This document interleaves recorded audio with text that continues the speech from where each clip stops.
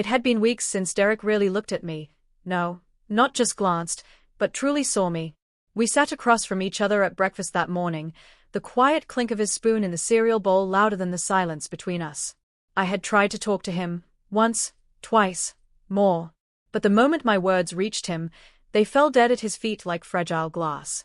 His eyes were always somewhere else, on emails, on deadlines, on everything but me. That's what marriage becomes, I guess, when love turns into routine and touch into obligation. I didn't plan on Jason visiting that evening. Derek had told me in passing a week ago that his old friend from college might stop by while he was away on another of his urgent work trips. I barely registered it at the time. But when the doorbell rang just past 7, and I opened it to see Jason standing there with a bottle of wine and that familiar crooked smile, something stirred. He looked different. Older, yes, but in a good way. He had that effortless charm about him, his jeans fitting just right, his sleeves rolled halfway up his forearms, and that cologne I vaguely remembered from some dinner party years ago. "Wow," he said, looking me up and down with casual honesty. "You look even more stunning than I remember." I laughed off the compliment, trying to hide the way it warmed me. "I wasn't expecting company," I said, stepping aside to let him in. "Well," he grinned, "I wasn't expecting to be hosted by a goddess either. We're full of surprises tonight." Dinner was spontaneous, just something simple I whipped up without thinking. We sat at the kitchen table, lit by the warm light of a single pendant lamp overhead, and talked like we used to before everything in life got too complicated. He asked me questions Derek hadn't asked in years, how I was doing, what I was feeling, what I wanted. He actually listened. I poured us both wine, and he raised his glass, eyes meeting mine with a softness I hadn't felt in ages. "To rediscovery," he said. It wasn't just what he said. It was how he said it. Like the way his voice dipped slightly at the word, how his gaze lingered a second too long, how his fingers brushed mine when he handed me the glass. My heart fluttered, a reflex I thought had been buried under years of cold sheets and distant mornings. As we talked, I found myself leaning closer without realizing it. Our knees touched under the table. Neither of us moved. He told me about his failed engagement, the one Derek had mentioned briefly once but never with any emotion. Jason spoke like someone who had been bruised but not broken, and I found something oddly beautiful in that. "You ever feel like you're slowly disappearing?" I asked, not even knowing where the words came from. He nodded, eyes on me. "Every day, until tonight." I looked away, suddenly self-conscious. But then he reached across the table, lightly grazing his fingertips over the back of my hand. My skin tingled at his touch, like it had been waiting for this moment for far too long. "You shouldn't be invisible," he said. "Not someone like you." There was no music playing, but I could hear the rhythm in the air, the slow pull of attraction, the hum of energy that had been building all evening. I stood up quickly, heart racing. "I should clean up," I muttered, picking up the plates. Jason joined me in the kitchen, drying dishes as I washed. The space between us shrank with every movement, until I could feel his breath just behind me. His voice was low, barely a whisper.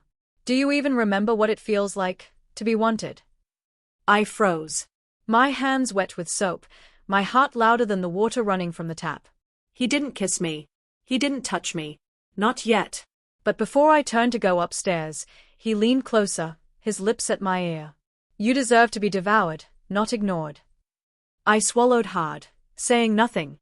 I walked away with trembling hands and burning cheeks, not from shame, but from something far more dangerous.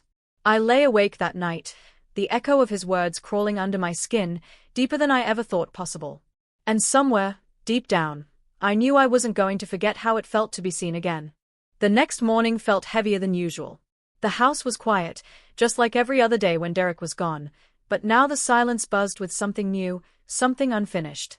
I wandered around in a daze, every room still holding traces of last night. Jason's laughter still echoed faintly in the kitchen. The way his eyes locked with mine, how his voice curled around forbidden words. I couldn't escape it. I tried distracting myself, folded laundry, scrolled through old photos of Derek and me smiling at some beach years ago. We looked happy. Maybe we were, once.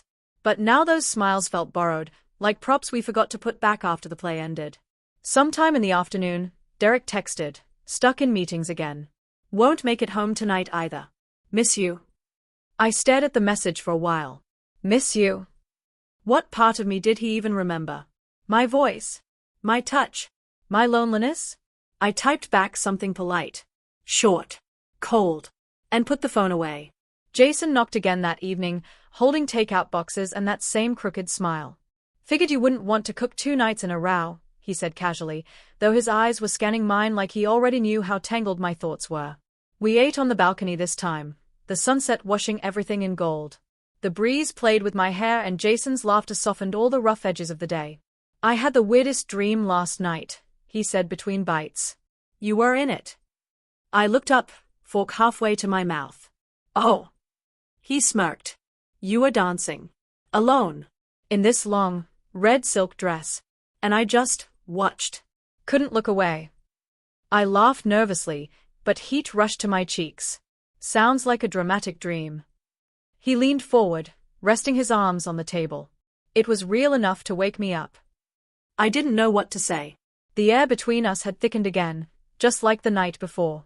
That invisible line we weren't supposed to cross was glowing, bright, hot, and dangerously close. Later, we stood in the living room finishing the last of the wine. He found a jazz playlist on my speaker, and without asking, took my hand and pulled me gently toward him. Dance with me? He asked. I don't remember how, I murmured, barely above a whisper. Let me remind you. His hands were warm and steady. We swayed slowly, barely moving, just enough to feel each other. My head found his shoulder like it belonged there. His touch wasn't rushed. It wasn't desperate. It was certain. His fingers slid along my back, brushing my skin where my shirt had ridden up. I shivered. He pulled back slightly, searching my face. Nora, he said softly, I don't want to hurt you. You're not, I whispered. You're the only one who sees me. Then his lips were on mine. It wasn't explosive or rushed. It was slow, deliberate, like he'd been waiting years for this and wanted to taste every second. I melted into him, my hands gripping his shirt, holding on like I was afraid the moment might slip away. He lifted me easily, carried me to the couch, and laid me down like something precious. His touch roamed my body as though he already knew every curve but was determined to rediscover them. I felt owned, not in a cruel way, but in the way that someone takes responsibility for what they cherish. He kissed me like I was the answer to a question he didn't know he'd been asking all his life. Every second was electric. Every breath, stolen. Every kiss, a rebellion. We didn't speak. We didn't need to. In those moments, I wasn't just Nora the wife. I wasn't invisible. I wasn't a forgotten chapter in someone else's story. I was alive. After, we lay tangled in silence. The room still pulsed with the echo of everything we'd just done, everything we couldn't undo. Jason traced circles on my bare shoulder, his expression unreadable. But I didn't have time to ask what he was thinking. My phone buzzed from the coffee table. A message from Derek, flight confirmed. I'll be home by dinner tomorrow. Love you. I stared at the screen, my heart pounding, not with guilt, but with confusion. The world outside had returned to normal, and yet something inside me had permanently changed. Jason shifted beside me and kissed my temple gently. You okay? He asked. I nodded slowly, though I wasn't sure what truth that nod held. Because I wasn't okay. I was burning, and I didn't want the fire to stop. Morning came too soon. The sunlight pushed through the blinds like it had no mercy for what I'd done the night before. I sat up on the couch, still tangled in the blanket Jason had pulled over us at some point. He wasn't next to me. Just the faint scent of his cologne on the pillow and the warmth lingering on my skin. I found him in the kitchen, dressed, coffee brewing. He looked calm, like he had no regrets. I, on the other hand, felt like my heart had been left out in the rain, soaked, raw, and exposed. Didn't want to wake you, he said softly, sliding a mug across the counter toward me. I took it, fingers wrapping around the ceramic as if it could anchor me back to reality. You're leaving? He leaned back against the counter. I should. Derek's coming back today. His name hit like a stone in my gut. I stared down into the coffee. Last night. He interrupted gently. It wasn't a mistake. I looked up. I'm not going to pretend it didn't happen or act like it meant nothing, Jason continued. But I also know you have a life, one I stepped into without asking. I should have been relieved by his honesty, but instead, it made my throat tighten. You make it sound so clean. Like we didn't just blow everything apart. His jaw tensed. Sometimes things need to be broken to see what was holding them together in the first place. I didn't know how to respond to that. I didn't know what I even wanted from him anymore. He placed his empty cup in the sink and walked over to me. For a moment, I thought he might kiss me again, but he didn't. He just looked at me, really looked, the way Derek used to when we were still in love. You deserve to feel alive every day, he said. Not just once, not just because I showed up. And with that, he left. I stood in the doorway after he was gone, bare feet on the cold tile, still in last night's shirt, wondering if I'd ever feel that scene again. That evening, Derek arrived. He came in with the usual sigh of exhaustion, the clatter of his suitcase, the distracted kiss on the cheek. I smelled airport and aftershave and the faint scent of something sterile, like a man who belonged to hotels more than homes. How was everything here? He asked, pulling off his jacket and not really waiting for an answer. Fine, I said, my voice too even, too practiced. He didn't notice. We had dinner. I had cooked something decent. He complimented it with a passing comment while checking his phone. I nodded, pretending everything was okay. But my body remembered. Every place Jason had touched me felt electric, like a secret I was wearing beneath my skin. Derek didn't seem to notice how I flinched slightly when he put his hand on my back.